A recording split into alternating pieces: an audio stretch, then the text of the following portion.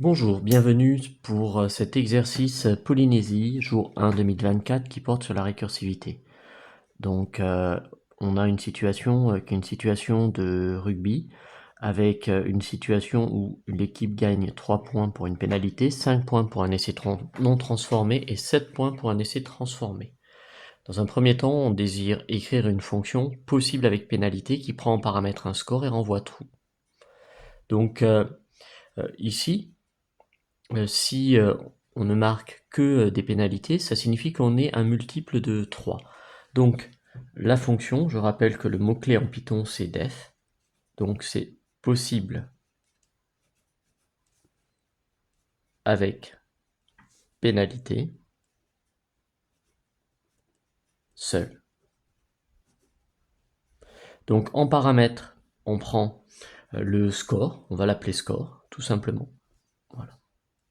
Je vous rappelle qu'il y a toujours une indentation. Donc qu'est-ce qu'on va faire? On va simplement dire est-ce que return, donc tout simplement, je vais regarder est-ce que le score est un multiple de 3. Voilà.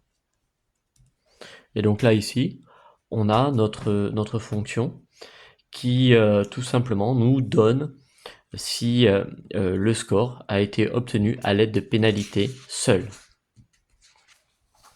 Alors, dans l'étape suivante, on nous demande en fait de regarder un petit peu les possibilités pour obtenir par exemple un score de 0. En fait on ne marque absolument rien. Peut-on marquer un score? Peut-on gagner ou peut-on marquer un point? Non, on ne peut pas, puisque de toute façon le minimum c'est 3 points. Donc ça signifie que pour 1 et pour 2, on a une liste vide, et ici nous avons 0 solution. Alors, ensuite, pour marquer donc une pénalité de 3 points, on part de 0 et on prend une pénalité. Donc, on a 1 ici. Comment est-ce qu'on peut arriver à un score de 4? Peut-on y arriver? Ben non.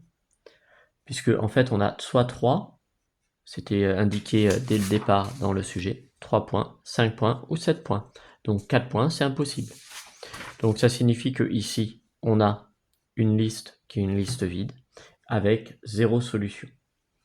5 points, ça correspond en fait à un essai qui n'a pas été transformé. Donc là, ici, on part de 0 et on a un essai. Donc il y a juste une seule solution. Alors maintenant, pour obtenir 6 points, obtenir 6 points, c'est marquer en fait 2 pénalités. Donc j'ai 0, 3, et ensuite, la deuxième pénalité me rajoute 3. Et donc là, encore une fois, j'ai une possibilité. Alors, maintenant, la question se pose pour 7 points. Donc pour 7 points, on peut le réaliser d'une seule manière, c'est-à-dire en transformant l'essai. Donc là, ici, j'ai une possibilité. Alors maintenant, pour 8, c'est déjà donné dans l'énoncé. 9 points. 9 points, là ici, on a un score qui ne peut être réalisé qu'avec des pénalités. Donc là, j'ai 0, première pénalité, deuxième pénalité, troisième pénalité. Donc j'ai encore une fois une seule solution. Alors ici, dans l'énoncé, on a quelque chose qui n'est pas complet pour la ligne 10. Donc obtenir 10 points, c'est soit effectivement suivre ceci, ou alors on peut très bien marquer donc un essai non transformé et un deuxième essai non transformé. Tout comme on pourrait transformer l'essai et ensuite avoir une pénalité. Alors, continuons un petit peu et regardons ce qu'il y a pour la suite. Alors, on nous donne une formule. Donc, cette formule, on ne nous demande pas de la démontrer. Donc on nous demande simplement de l'utiliser. Et on nous demande aussi de vérifier que cette relation fonctionne pour n égale 10. Donc il faut remplacer n par 10 dans cette formule. Ce qui signifie que j'ai donc f de 10 qui vaut 10 moins 3, donc f de 7, plus 10 moins 5, ça me fait 5, donc plus f de 5, plus 10 moins 7, ça me fait 3, f de 3. Dans mon tableau, je vais donc reprendre les résultats que j'avais. Donc f de 7, c'est 1. F de 5, c'est 1. F de 3, c'est 1.